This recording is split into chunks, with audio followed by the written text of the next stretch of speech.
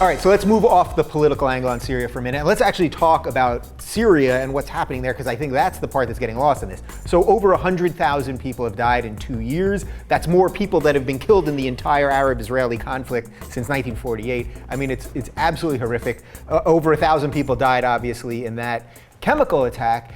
John Kerry last week was calling Assad Hitler, and now we've agreed somehow that we're going to let Hitler stay. We're just going to take away his special weapons. And again, I was against this altogether.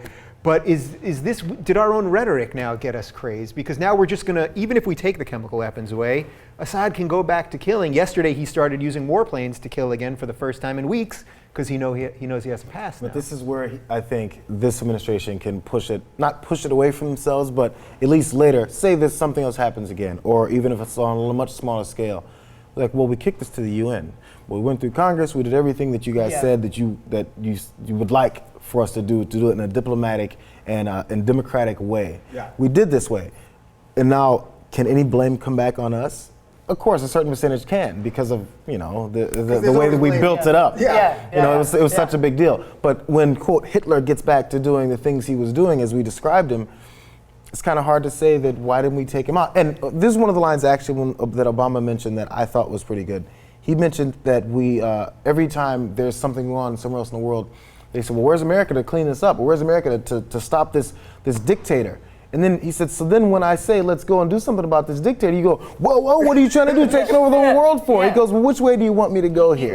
You can't win. Yeah, and is that why we get caught by our own rhetoric? Because obviously they were trying to push us to war, and that's why Kerry said Hitler, because everybody hates Hitler. Yeah, Hitler's but now, a good go-to if you really want to get the green light on anything. But now it's like, well, we're letting Hitler stay if we're going with the Hitler analogy. There's so much, I mean, it really has not, it wasn't the smoothest plan. I mean, the thing is, it's like, oh God, here it comes, chemical weapons, and then Obama's like, I gotta be the strong dude because everyone feels like he gets walked all over. He's like, that's my line. Mm-hmm. Yeah. I'm not gonna, we can't cross it. And then it's like, well, no, nobody wants it. Okay.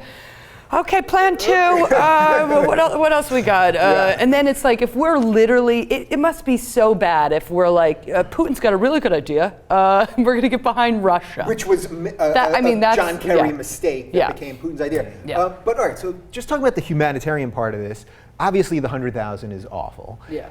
Do we now, I mean, what if another 100,000 people die? Like, is there a magic number? If the UN is just incapable of doing anything because of China and Russia veto, is there a number that as humans, as Americans, do we have any place in the world to try to save people that are being slaughtered? Or is that gone? Is that out of the American ethos the only reason at this point? Maybe is because of what we've done. Yeah. Again, no one trusts us anymore. I mean, if we weren't involved in these wars that had nothing to do with us, say we weren't then we never went into Iraq. We haven't been threatening Iran for the past 8 years about, what's going on with your nuclear facilities? We're about to do something about that. Now, there's factions of Americans that are doing that. Not saying that's been our policy, but there's factions that have been calling for it, forcing us to think about it. So because of the aggressive nature that we've been coming at people, it's hard for us to have any kind of credibility to say, when humanitarian issues happen and we want to clean up, there's always suspicion. And it's how do we fix that? That's the only question I haven't been able to answer. How do we fix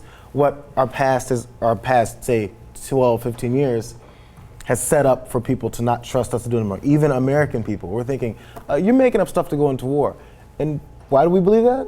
Because we made up stuff to go into war. Isn't that really sad, though? Yeah. That I do think the only part of me that would have been okay with this at any level would have been the humanitarian part, to stop people from getting killed. Sure. I don't care if people are getting killed by gas or by regular weapons, as usually dead people don't care either, which way they went. But it does strike me, I agree with you, that we're sort of in a no-win situation. The world won't do anything when there's evil. And if we don't do anything, then do we just, that strikes me as like, well, then everyone's just out. Everyone's out for themselves. But maybe that's by our own doing. There's the fallout of all these countries, of Egypt, of Libya, of Iraq, of Afghanistan, where we have gone in. That end well, huh? We've gone in, we've changed the landscape of the country, we've pulled so-called the bad guys out, and it has been chaos. Yeah. Absolute chaos.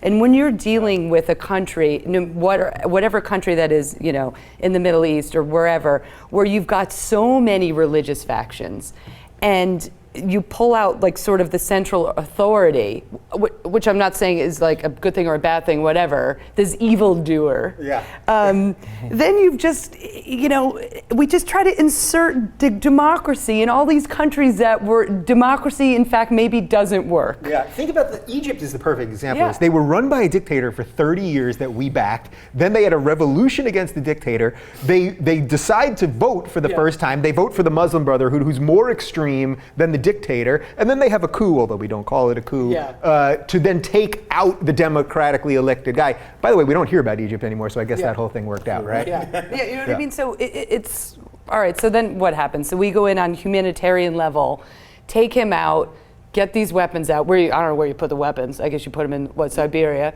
and then what happens? Then what happens? Like it's just, it's absolute We chaos. preach that the rest of the world can be perfect when, first off, our country isn't. But we preach that they can be just as perfect as America. And then, as soon as we preach it, we have to kind of back the least negative leader that can be there. And then we go, okay, we're backing someone and nothing horrible's happened, just bad things. Let's kind of back up and be quiet. Maybe this will last for 10 years. Well, in America's defense, we usually vote for the least evil leader too. So there you go.